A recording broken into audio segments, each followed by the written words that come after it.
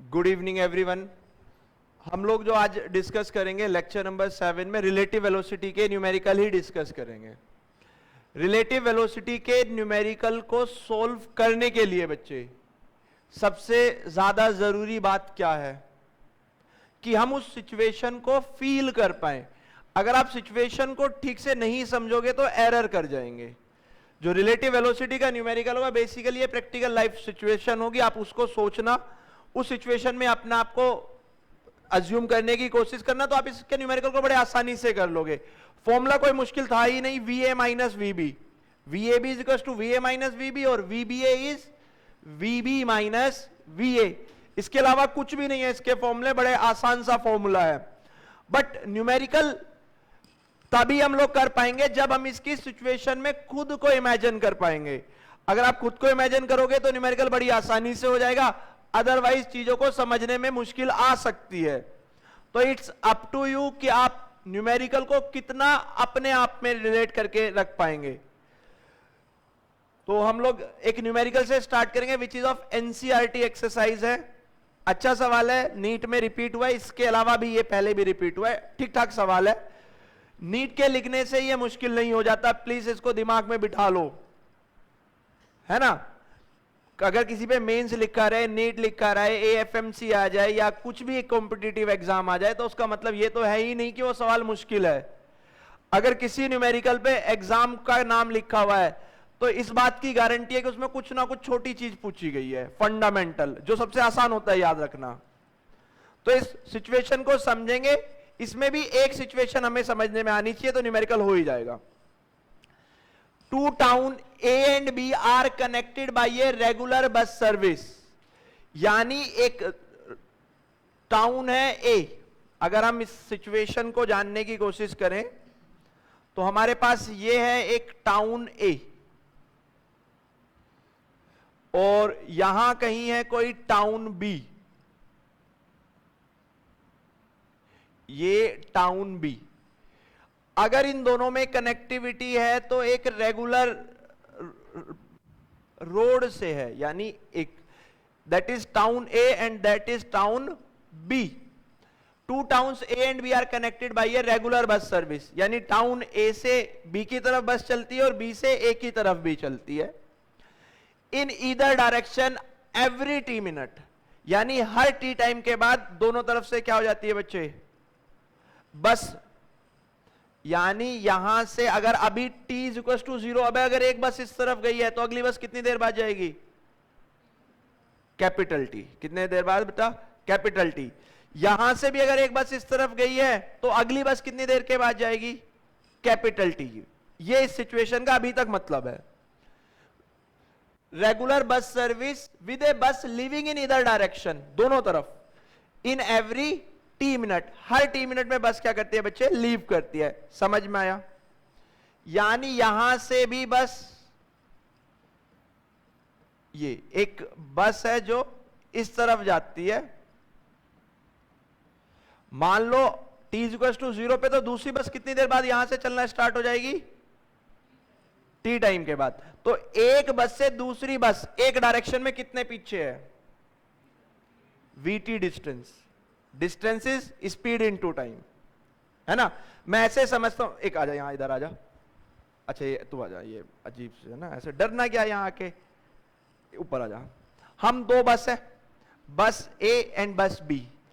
T is equal to 0 पे मुझे चलने की परमिशन है, मेरी स्पीड है 2, मेरी स्पीड कितनी है 2, और ये मुझसे 4 सेकंड बाद चलेगी इधर से, मेरी स्पीड कितनी है 2, 1 2 3 4, 4 सेकंड हो गए। कितना डिस्टेंस ट्रेवल करा, 8। कितना डिस्टेंस हो गया 8। अब ये चलना स्टार्ट कर देगी ना, तो मुझ में और इसमें कितना डिस्टेंस रहेगा हमेशा 8, क्योंकि हम दोनों एक ही स्पीड से चलेंगे, आगे क्वेश्चन में लिखा हुआ है। तो एक बस दूसरी बस से, एक बस दूसरी बस से कितना पीछे रहेगी, VT। V is the velocity and T is the time.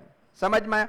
कितनी देर बाद बस निकलती है यहां से, कैपिटल T टाइम। कितनी वेलोसिटी से जा रही है, मैं मान लेता हूं V से, तो एक बस दूसरी बस से कितना पीछे है, VT। Distance is speed into time. इधर से जो बस इस तरफ आएगी, पहली बस से अगली बस कितना पीछे रहने वाली है, समझ में आ गया बच्चे? यहां तक सिचुएशन समझ में आई? प्लीज बेटा, ऐसे ही समझेंगे हम। दो न्यूमेरिकल बनाए, बट जब एक बार हम चीजें समझना स्टार्ट कर देंगे तो आप खुद सिचुएशन जानोगे। ये इधर से बस चलती है इस तरफ, ये व्हाइट वाली बस बी से ए की तरफ जाती है बच्चे। जो हमारी व्हाइट वाली बस है वो बी से ए की तरफ ऐसे चली गई। इनमें भी आपस में कितना डिस्टेंस है? वीटी। एक व्हाइट बस से दूसरी व्हाइट बस के बीच का कितना डिस्टेंस? वीटी। एक येलो बस से येलो बस के बीच का डिस्टेंस। यहां तक सिचुएशन समझ में आ गई? दोनों तरफ से बस निकलती है, आगे चलेंगे। ए man cycling with a speed of 20 kilometre per our. एक इंसान जो साइकिलिंग कर रहा है, ये मान लेता हूं मैं, ये रही cycling.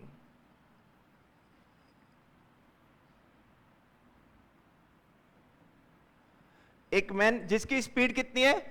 20 kilometre per our is given in the numerical. आगे की इसकी सिचुएशन को जानने की कोशिश करते हैं। A man cycling with a speed of 20 kilometre per hour in the direction of A to B. किस तरफ जा रहा है बच्चे? वो इस तरफ जा रहा है वो साइकिल लेके। ठीक है, समझ में आ गया? आगे चलते हैं। नोटिस, ये कुछ नोट करता है, ये कुछ एक्सपीरियंस करता है दैट ए बस goes past him every 18 minute in the direction of his motion. यानी जिस डायरेक्शन में वो जा रहा है, अगर एक बस ने अभी पास करा है तो अगली बस कितनी देर बाद? 18 मिनट बाद। समझ में आया बच्चे? बस passes man every 18 minute in its direction, in its, यानी जिस डायरेक्शन में वो जा रहा है, जिस डायरेक्शन में वो जा रहा है उसमें हर 18 मिनट के बाद उसे क्या करती है? बस क्रॉस करती है। आगे चलते हैं। And every 6 minute in the opposite direction, यानी उधर से आने वाली बस कितनी देर में उसे क्रॉस करती है बच्चे? हर 6 मिनट में। किसमें बच्चे? सामने वाली जो पीछे से आ रही है वो 18 मिनट में और सामने से आने वाली 6 मिनट में करती है। ये भी हमें समझ में आया। अपोजिट डायरेक्शन में कितना हो रहा है बच्चे? 6 मिनट। यहां तक समझ में आया? पहले क्वेश्चन को छोड़ देते हैं, क्या कहा है इसमें, एक सिचुएशन को समझते हैं कि जो दोनों बस की, और क्वेश्चन में एक बात और कह रखी है, with the what speed assume constant, यानी आपको यह मान के चलना है कि जो बस है वो कांस्टेंट स्पीड से चल रही है। तो पहले तो यह सोचना है कि जो बस उसी की डायरेक्शन में चल रही है वो 18 मिनट में क्यों क्रॉस करती है, और जो सामने से आ रही है वो 6 मिनट में क्यों क्रॉस करती है? क्योंकि वो उसी डायरेक्शन में जा रहा है तो बस को आने में टाइम लगेगा। तो अगर मैं आपसे कहूं भैया relative velocity of man with respect to bus A से जो जा रही है उसे बस ए मान लेते हैं, तो कितनी बच्चे? रिलेटिव, मैं लिखता हूं आप बता देंगे, रिलेटिव वेलोसिटी आप बता देंगे, velocity of man with respect to bus going A to B. जो बस ए से बी की तरफ जा रही है उसके लिए रिलेटिव वेलोसिटी ऑफ मैन कितना लिख दो बच्चे? 20 माइनस वी। हमने बस की स्पीड कितनी मानी हुई है? 20 माइनस वी होगा या नहीं होगा? पहले में से दूसरे को माइनस करते थे तो रिलेटिव वेलोसिटी का फॉर्मूला आ गया। बस की वेलोसिटी हमने क्या मानी हुई है? वी। तो वेलोसिटी ऑफ मैन और ये वेलोसिटी ऑफ बस लिख देता हूं चलो, इन द सेम डायरेक्शन। कितना हो गया बच्चे? 20 minus v. In the opposite direction, in opposite direction क्या हो जाएगा बच्चे? In opposite direction v plus 20। जब दो चीजें सामने से आते हैं तो उनकी स्पीड जुड़ जाती है, और जब एक ही डायरेक्शन में मूव करते हैं तो उनकी स्पीड सबट्रैक्ट हो जाती है। समझ में आया बच्चे? आगे चलते हैं। अब क्या पूछा है? What is the period T, कि कितनी देर के बाद बस निकलती है, एक तो ये बताना है। हम तो टी बोल रहे हैं ना, तो पूछा गया कि टी की वैल्यू क्या है, जरा वो हमें बताओ। टी की वैल्यू क्या है वो हमें बताओ। और दूसरा, व्हाट स्पीड शुड बस फ्लाई, यानी किस स्पीड से बस ट्रैवल करते हैं वो भी हमें कैलकुलेट करना है। सिचुएशन लगभग मैंने आपको समझा दी है, अब वैल्यूज को कैसे रखना है वो मैं आपको सिखाता हूं। समझ में आया सबको सिचुएशन एक बार?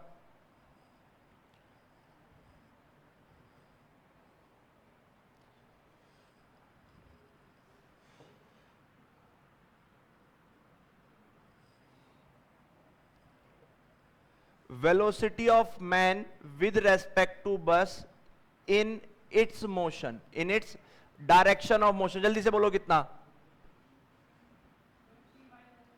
हाँ बिल्कुल सही, direction of motion v minus 20, v minus 20 उसी डायरेक्शन में, sorry 20 minus V, sorry 20 minus v, 20 minus v। Time required, time taken to cross, time taken to cross, कितना टाइम बच्चे? 18 मिनट्स। ठीक है बच्चे। What is time? Time is distance divided by speed. Time is equal to distance divided by speed. मुझे एक बात बताओ, इंसान चले या ना चले, बस तो क्या चलेगी बच्चे? हर टी टाइम के बाद आएगी या नहीं आएगी? यानी अब इस सिचुएशन को समझना, बस यही समझने वाली बात है। अभी साइकिलिस्ट को एक बस ने क्या करा बच्चे? क्रॉस करा, तो अगली बस इस पॉइंट पे कितनी देर के बाद आएगी? टी टाइम के बाद आएगी या नहीं आएगी? यानी distance travelled by the bus is vt, है ना। और उसके रेस्पेक्टिव में किस स्पीड से है बच्चे? वो v माइनस, मैं लिखता हूं डिस्टेंस अपॉन स्पीड। और डिस्टेंस हमने अभी पढ़ा था, डिस्टेंस ट्रेवल्ड है कितना बच्चे? vt, डिस्टेंस ट्रेवल्ड इज, तो टाइम कितना है? 18 मिनट। टाइम कितना है? अगर मैं इसे घंटों में बदल दूं तो डिवाइडेड बाय 60, क्योंकि किलोमीटर पर आवर में हम लोग कैलकुलेट कर लेंगे। Distance is vt and the speed is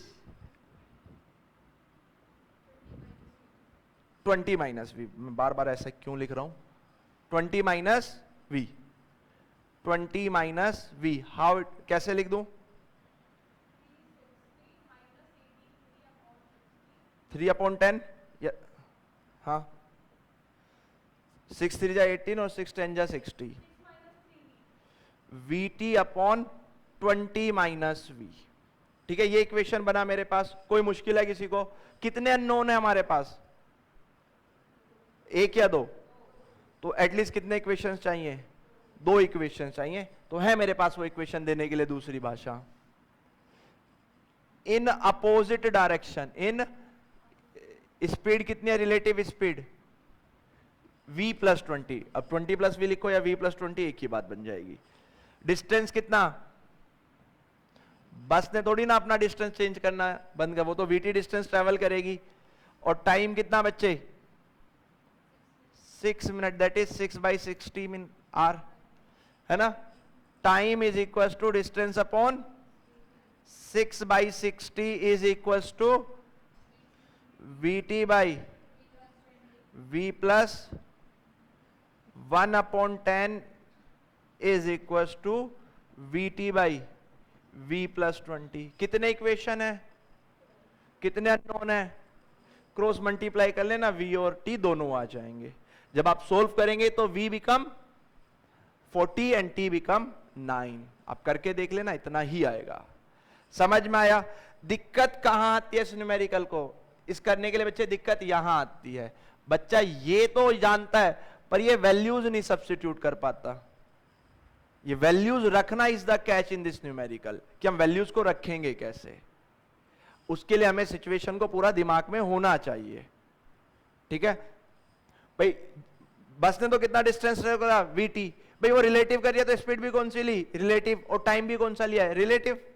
relative time लिया तो रिलेटिव, पर डिस्टेंस तो उतना ही ट्रेवल करेगी। सड़क पे साइकिल वाला चले या ना चले, बस तो 3 टाइम के बाद आएगी या नहीं आएगी? तो जब हमने रिलेटिव स्पीड ली तो रिलेटिव ही टाइम लिया है कि भैया उसकी डायरेक्शन में 18 और अपोजिट डायरेक्शन में 6। क्या सबसे हो जाएगा? पक्का? एक बार लिख लो, जो कैलकुलेट कर सकता वो कैलकुलेट करके बता दे मुझे। v कितना आ गया? 10 कैसे आएगा? 40 आना चाहिए, v शुड बी 40। एक बार फिर से देखना कैलकुलेशन।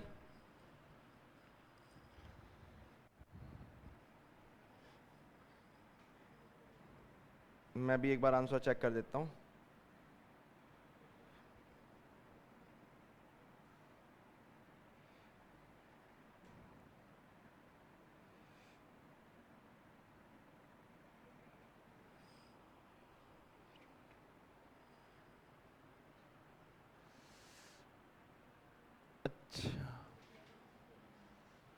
एक छोटा सा एरर कर दिया हमने, क्या उसे रेक्टिफाई कर लें?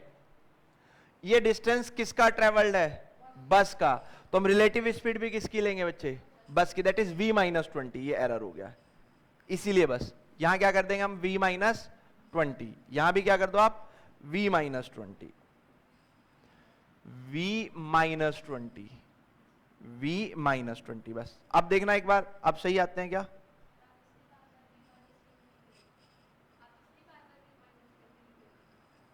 पता नहीं, हाँ शायद इसीलिए न्यूमेरिकल याद रहा होगा ना, हो जाता है कभी कभी, कोई बात नहीं। बड़े बड़े शहर में छोटी छोटी बातें चलती हैं, और तुम्हारा शहर ही छोटा हो तो पता नहीं फिर। अब देखना कि आप टैली करके आंसर कर जाना चाहिए, इसलिए हाँ, इसलिए v माइनस 20 लिखा जा रहा होगा, क्योंकि दिमाग में होगा कि v माइनस 20 होता है, पर फिर वो ध्यान नहीं दिया। आ गया 40, v is 40 kilometre per hour. Vedant आया कुछ समझ में? लक्ष्य नहीं आया? ये न्यूमेरिकल थोड़ा सा अजीब है, छोड़ दे, अगले वाला समझने की कोशिश करना। हर न्यूमेरिकल अपने आप में यूनिक है। यहां समझाऊंगा मैं इसे भी, जब 2-3 में थोड़ा सा दिमाग चल जाएगा। ये मैंने गलती करा, इसे सबसे लास्ट वाली स्लाइड में लाना चाहिए था। 40 आ गया, पीछे हो गया सूर्यांश, क्या नाम है आपका? सूर्यंश, सूर्यांश, सूर्यम। फिर सूर्यांश किसका नाम याद करा होगा मैंने आज किसी का, तो क्या होगा? स्लाइड शेयर कर दूंगा, वो चलेगा? बदल ले स्लाइड, चलो इसे करते हैं, इसे समझने की कोशिश करना।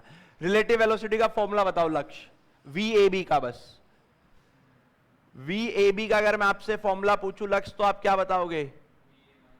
VA minus VB। और VA और VB में हम लोग साइन इंक्लूड करेंगे, जैसे अगर प्लस में होगा तो प्लस, माइनस में होगा तो, ठीक है। अब इस क्वेश्चन को समझेंगे, यही फॉर्मूला लगेगा, इसके अलावा कुछ भी नहीं लगता। A jet aeroplane travelling with a speed of 500 kilometre per hour. हमारे पास एक जेट प्लेन है, जो नहीं है हमारे पास, सिर्फ हम मान ले रहे हैं।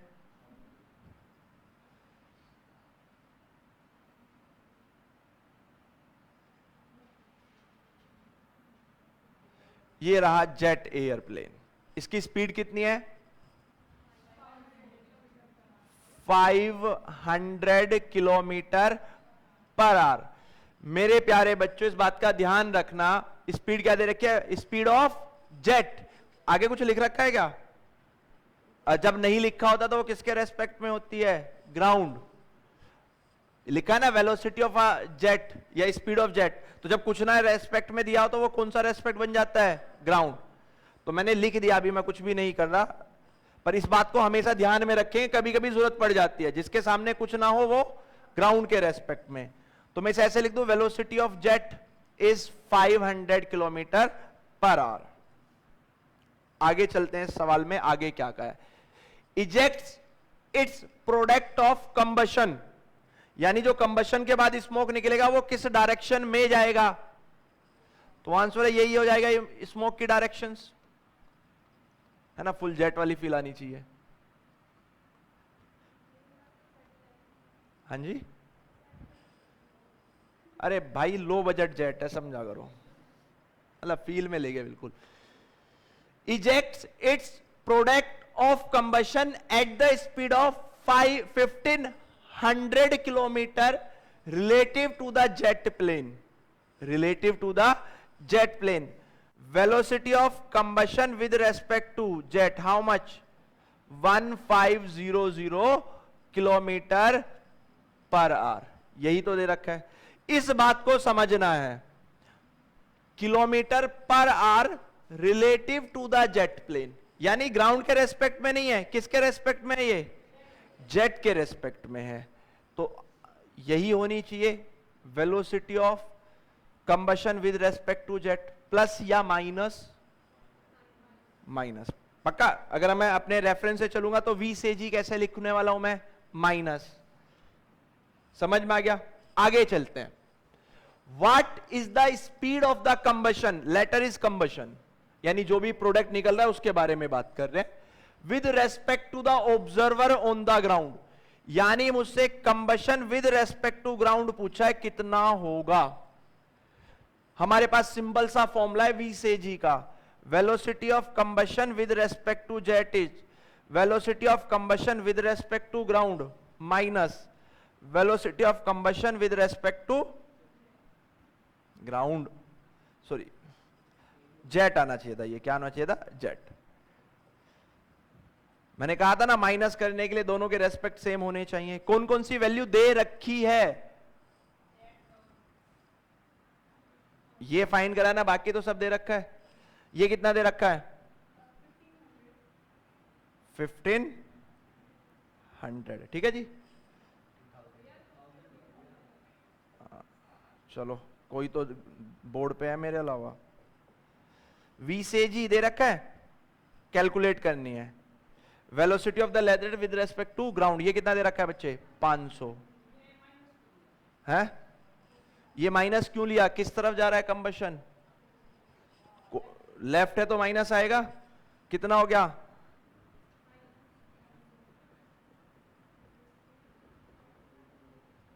ये आ जाएगा V से G, कितना आ गया 1000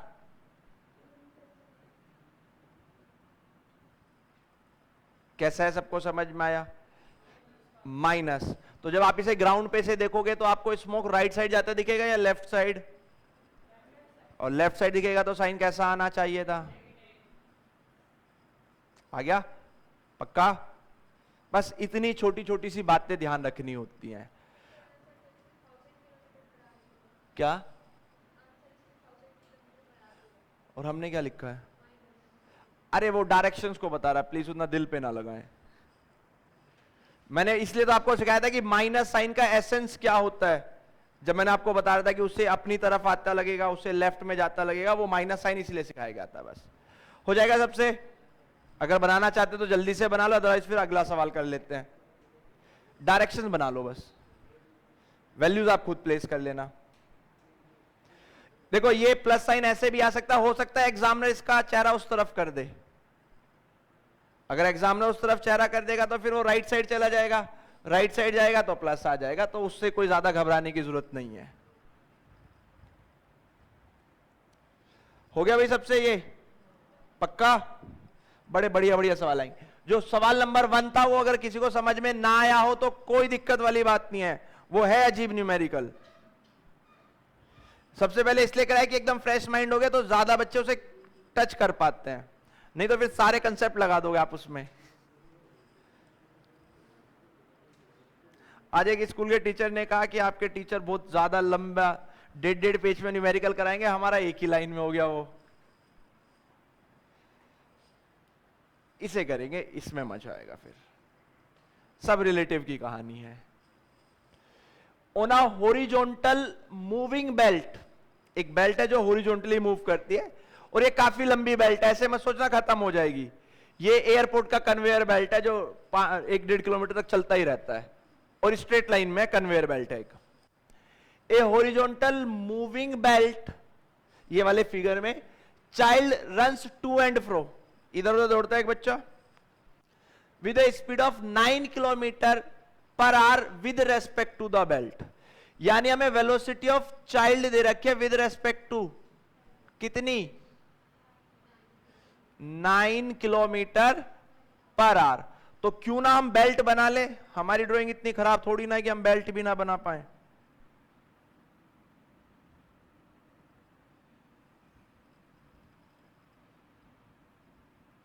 ये रही वो कन्वेयर बेल्ट, ये घूम के ऐसे आ जाता है, नीचे में दिखता नहीं है, बस ऊपर वाले हिस्से से हमारा अपना काम चला लेंगे। इसे हटा देते हैं, ये कोई ज्यादा मुझे पसंद नहीं है ये इनके डायग्राम। ये कन्वेयर बेल्ट है जो किस तरफ जा रही है, अभी डायरेक्शंस भी देख लेंगे, क्वेश्चन में कुछ ना कुछ तो लिख के दिया होगा। इस पे चाइल्ड है जिसकी स्पीड है 9 kilometre per hour with respect to belt, ground के रेस्पेक्ट में नहीं है, किसके रेस्पेक्ट में है, बेल्ट के रेस्पेक्ट में है। Between his father and mother, यानी उसके मम्मी पापा भी हैं उसी बेल्ट पे। पापा जी, अब ऐसा ना हो पापा जी लेफ्ट राइट पढ़ लेते हैं।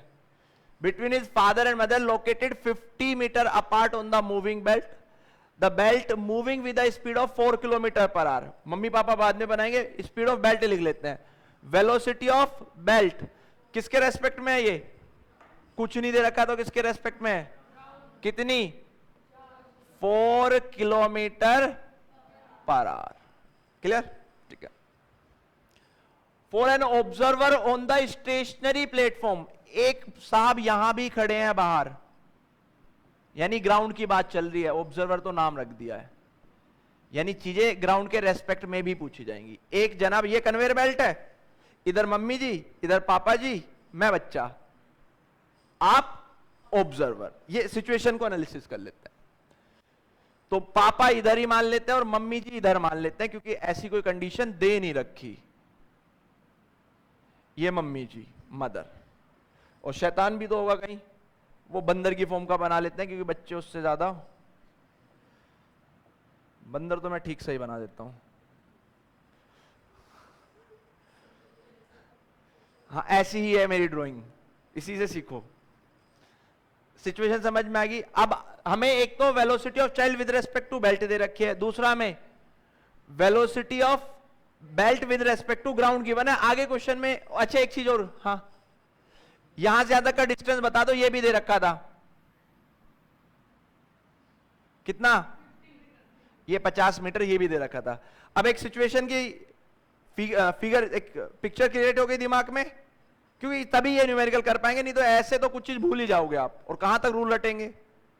रूल के तो मैं 4 लिखवा दूंगा, साइन कन्वेंशन ऐसे लो, वो मजेदार वाली बात नहीं है। उसे तभी तक न्यूमेरिकल करोगे जब तक मैं सामने खड़ा हूं। सिचुएशन को रीड करना सीख जाएंगे तो हम कर लेंगे। अच्छा जी, व्हाट इज, यहां से कुछ चीजें पूछनी भी स्टार्ट कर दी इसने। What is speed of child running in the direction of motion of belt, यानी आपसे यह पूछा गया है कि चाइल्ड की स्पीड क्या होगी जब वो बेल्ट की डायरेक्शन में ही दौड़ रहा हो, जब वो बेल्ट की डायरेक्शन में ही रोक रहा हो। ठीक है। 13,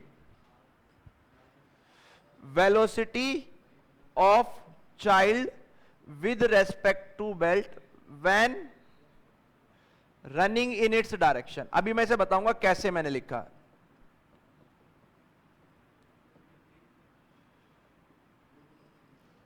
velocity of child with respect to belt, यानी जब वो बेल्ट पे दौड़ रहा होता है तो उसकी स्पीड कितनी है बच्चे? 9 किलोमीटर। अच्छा, उल्टा बोल दिया मैं, ठीक है, 9 kilometre per our. Okay, belt कितने से चल रही है उस तरफ? 4 से चल रही है। सिचुएशन को समझना, क्योंकि एक ही रेफरेंस प्लेन में जा रहे हैं हम, जितने भी न्यूमेरिकल करोगे इसके बाद वो सारे रेफरेंस प्लेन बदल जाएगा, इसमें एक ही रेफरेंस। ये इस तरफ कितने से जा रही है बच्चे?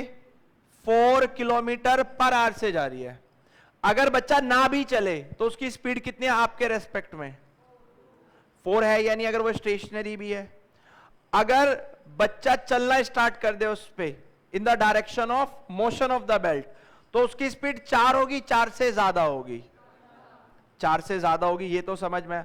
अगर वही बच्चा उल्टी डायरेक्शन में आना स्टार्ट कर दे, अगर बेल्ट इधर 4 से लेके जाती है और वो इस तरफ 5 से चलना स्टार्ट कर दे, तो आपके रेस्पेक्ट में उसकी वेलोसिटी 1 हो जाएगी। यानी पहले उल्टी डायरेक्शन के ऐड होते थे, अब उल्टी डायरेक्शन के सबट्रैक्ट हो रहे हैं, और सेम डायरेक्शन के ऐड हो रहे हैं, क्योंकि एक ही फ्रेम ऑफ रेफरेंस पे सारा काम चल रहा है। क्योंकि जिस रेफरेंस पे खड़ा है वो भी मूव कर रहा है, उसके अंदर वो खुद भी मूव कर रहा है। तो चीजें समझ जाएंगे हम, यहां से पढ़ते हैं फिर। The belt moving with a speed of 4 kilometre per hour for an observer on the stationary platform, what is the speed of the child running in the direction of motion, running in the direction of motion of belt, यानी जब वो belt की तरफ travel करेगा तो उसकी speed कितनी होगी, जरा मुझे बताओ। पक्का? कैसे पता चली?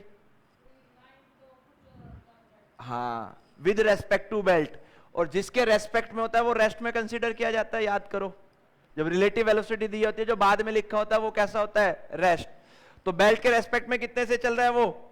9 से, और बेल्ट कितने से चल रही है? तो टोटल कितनी हो गई?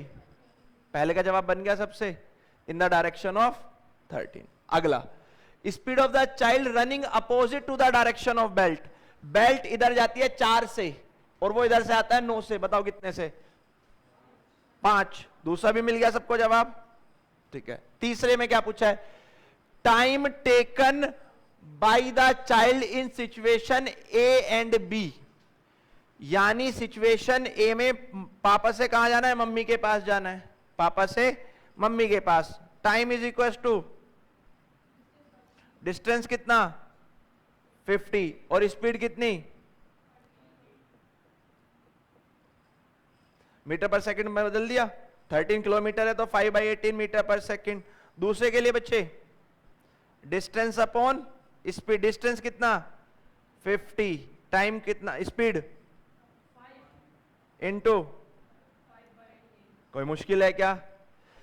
पहले वाला क्वेश्चन जिसको समझ में नहीं आया था, वहां डिस्टेंस दोनों केस में बराबर था, यहां भी दोनों केस में डिस्टेंस बराबर है या नहीं है? हमने रिलेटिव टाइम लिया, रिलेटिव वेलोसिटी लिख ली। दोनों का टाइम बराबर आएगा क्या?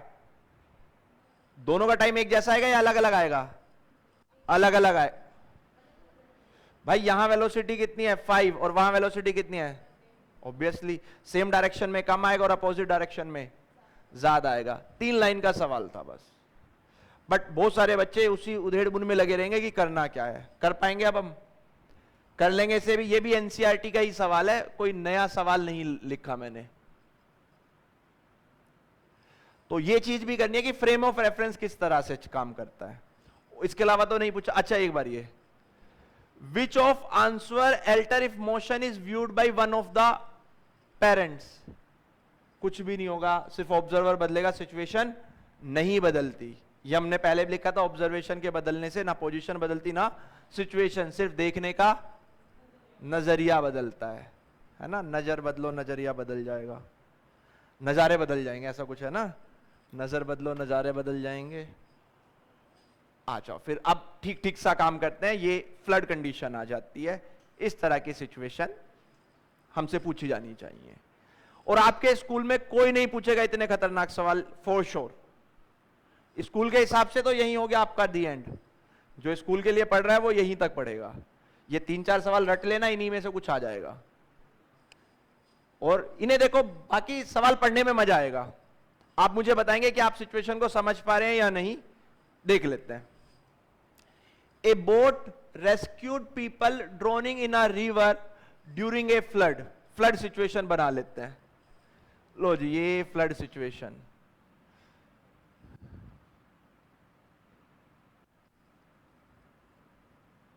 है ना, जब भी तो फील आएगी। ये नदी आ गई with maximum of 5 people at A time, यानी वो जो बोट है वो सिर्फ 5 लोगों को जा सकती है, 5 से ज्यादा लोगों को ट्रेवल नहीं करा सकती। 5 people at A time, 7 people were holding ए रोक इन द मिडल, यानी उस नदी में कहीं किस्मत अच्छी थी उनकी, ये एक रोक है और उस पर 7 लोग चिपके हुए हैं। बोट आएगी इन्हें बचाने। सर बनाऊंगा क्योंकि सर ही दिखेंगे, बाकी तो सारे नीचे हैं वो पानी में। 2 3 4 5 6 और ये 7 लोग उसे पकड़ के बैठे हुए, कोई बचाने आए हमें, आई बचाने हैं। और भाई पैर तो नीचे होंगे ना पानी में, उन्होंने ऐसे पकड़ा हुआ है। मतलब बिल्कुल एकदम लाइव सिचुएशन पे जा रहा है, न्यूमेरिकल हो या ना हो। वर होल्डिंग रोक in the middle of a water flow, बिल्कुल इस तरह से मुंडिया में उनकी दिख रही है। The boat arrives and pick 5 of them, उनमें से 5 को ले आती है। जो 2 बचे होंगे वो मरने के अलावा उन्हें हार्ट अटैक आने वाला होगा, ये बात पक्की है ना। वो ऐसे होंगे जी हमें भी लेके चलो, बट चलो यहां सिंसियरली 5 को उठा लेती है। मतलब उठा लेती है मतलब अपने साथ लेके चली जाते हैं, उठाना नहीं, वो वेलकम वाला नहीं। Picks 5 of them and left 2 people holding the rock, 2 को बोल के जाते भैया कुछ नहीं करना, भगवान का नाम लो और इधर ही खड़े रहो। तो बाकी सब चले गए, 2 पिंक वाले इधर ही रह जाते हैं। नाव लेके आओ, नाव ले आए हम, ये आ गई हमारी नाव। कितने लोग हैं इसमें? 5 की मुंडी। 2 वहां छोड़ दी हमने। सिचुएशन एकदम लाइव। आगे चलते हैं।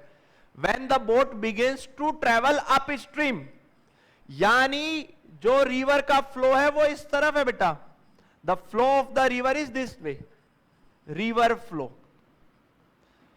और अप स्ट्रीम का मतलब होता है बहाव से उल्टा चलना, तो बहाव इज फ्लो, अगर आपको हिंदी में थोड़ी सी कमजोरी है तो।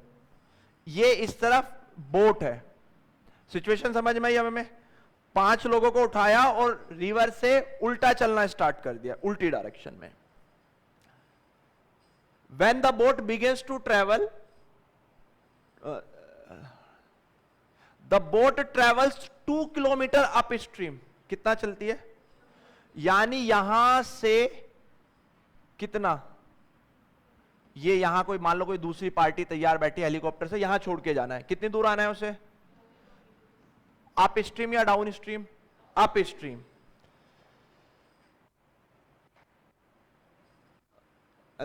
When the boat begins to travel upstream, 2 people holding the rope left hold of it and start flowing in the flow। अच्छा, थोड़ा सा मैंने एक लाइन को बीच में पढ़ा ही नहीं। जैसे ही यहां से when the boat begin to travel upstream, जैसे ही बोट ने चलना स्टार्ट करा upstream, 2 people holding the rope, यानी जिन्होंने क्या पकड़ी हुई थी बच्चे? रोक को पकड़ा हुआ था, लेफ्ट होल्ड ऑफ इट, यानी बहाव इतना तेज होता है कि वो उनसे छूट जाती है और वो रिवर में बहना स्टार्ट कर देते होंगे, यानी इनकी पुरानी वाली स्थिति खराब हो गई। अब left hold it and start flowing with the water flow, पानी के बहाव के साथ चल रहे हैं। The boat travels 2 kilometre upstream, यानी ऊपर आई कितने? 2 किलोमीटर। लेफ्ट 5 पीपल, उन 5 लोगों को यहां छोड़ा। Turn about and caught the 2 people drowning, यानी जो वो 2 डूब रहे थे उन्हें बचाने चली जाती है। सिचुएशन हमें समझ में आया?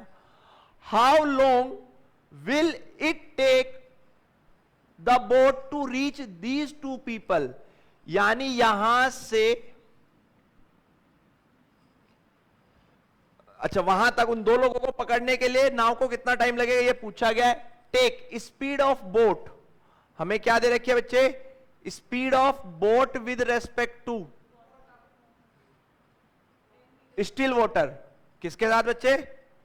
और स्टिल वाटर को क्या मान लूं? Ground. Still water is like a ground, यानी खड़े हुए पे जैसे चलते हैं। Speed of flow, speed of flow is what? Speed of river, किसके रेस्पेक्ट में? 2 मीटर पर सेकेंड, 2 मीटर पर सेकेंड। यहां तक समझ में आया बच्चे? जब रिवर अप स्ट्रीम आती है, जब बोट अप स्ट्रीम आती है, उसकी रिलेटिव वेलोसिटी बताओ। Relative velocity of boat when up stream, बोलो भाई। Relative velocity of boat up stream, जब हमारी ट्रेन जब हमारी बोट अप स्ट्रीम आएगी तो स्पीड बढ़ेगी या घटेगी उसकी? बहाव से उल्टे बढ़ने पे हमेशा घटेगी, तो कितनी हो जाएगी बच्चे?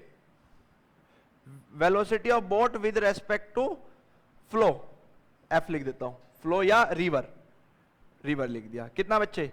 8 मीटर पर सेकेंड, माइनस प्लस कुछ भी हो सकता है, उससे हमें मतलब नहीं, क्योंकि मैं टाइम कैलकुलेट करूंगा। What is time? Time is equal to distance upon speed. मुझे बताओ कितना वापिस आना है उससे? कितना आना है?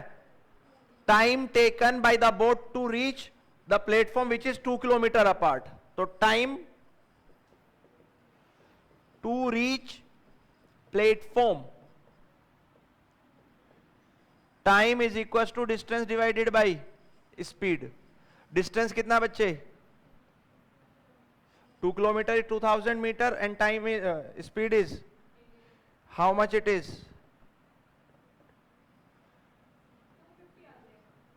250 या नहीं 250 सेकेंड आ गए। सिचुएशन समझ में आई? अब सिचुएशन को फिर सोचेंगे। जैसे ही बोट इस तरफ चलते हैं इनके हाथ छूट जाते हैं, ऐसा है या नहीं है बच्चे? ये इससे कितनी दूर चलेगी बोट? 2 किलोमीटर, है ना? कितना टाइम लगा इन्हें? या उसे छोड़ के आने में 250 सेकंड लग रहे हैं या नहीं लग रहे हैं? जब इनके हाथ छूटेंगे तो ये किस स्पीड से चलना स्टार्ट कर देंगे? Speed of river, speed of river इनकी सिर्फ कितने से? 2 से। 250 सेकंड में कितनी दूर चले जाएंगे? 500 मीटर। कितने पीछे चले गए?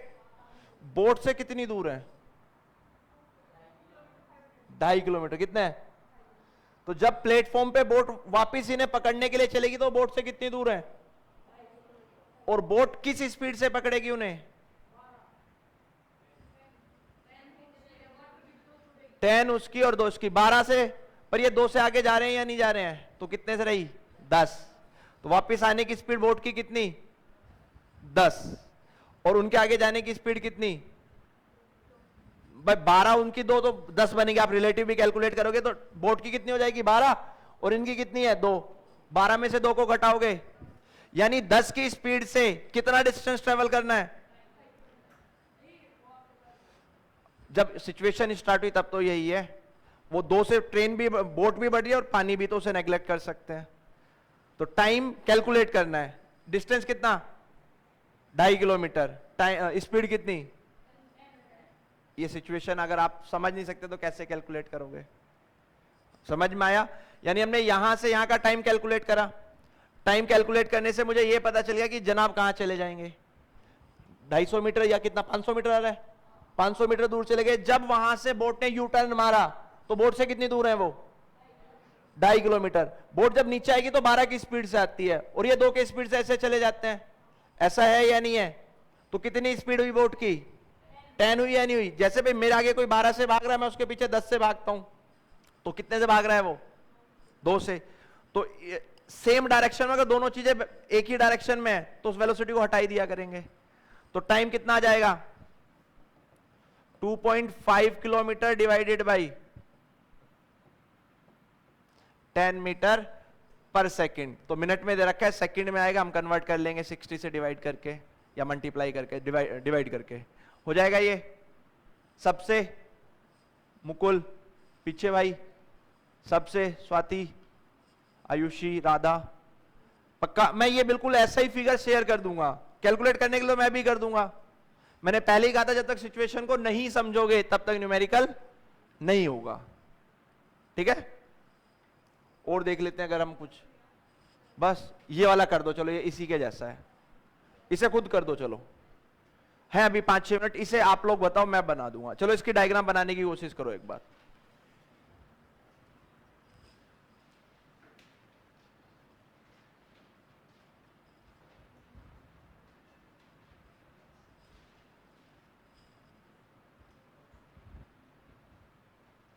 फ्लोट का मतलब ये मान लेना कि कोई, हाँ कुछ भी लकड़ी का टुकड़ा गिर गया है, इंसान मत मानना, वो बेचारा मर जाएगा, है ना। कुछ भी मान लेना, कोई बॉल वगैरह। बिल्कुल ऐसी ही सिचुएशन है जैसी अभी थी, बस न्यूमेरिकल का फॉर्म बदल दिया है।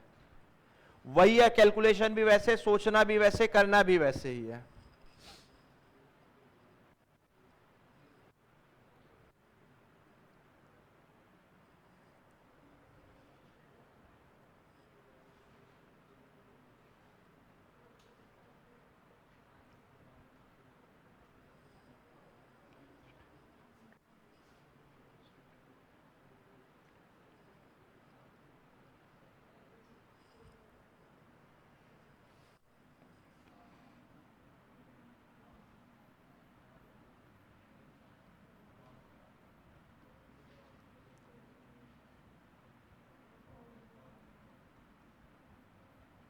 मैंने सिचुएशन बना दी सारी। एक रिवर है जो 3 मीटर पर सेकंड से राइट साइड मूव कर रही है। एक बोट है हमारे पास जिसकी स्टिल वाटर में स्पीड है 7 मीटर पर सेकंड। तो डाउन स्ट्रीम में उसकी स्पीड 10 हो जाएगी और अप स्ट्रीम में उसकी स्पीड 4 हो जाएगी। उस बोट ने अप स्ट्रीम चलना स्टार्ट किया है। क्या करा बच्चे? जैसे ही उसने अप स्ट्रीम चलना स्टार्ट किया, एक बॉल नीचे गिर जाती है, that is considered here float. कुछ तैरने वाला ऑब्जेक्ट गिर जाता है, कहां जा रही है इस टाइम? Up stream.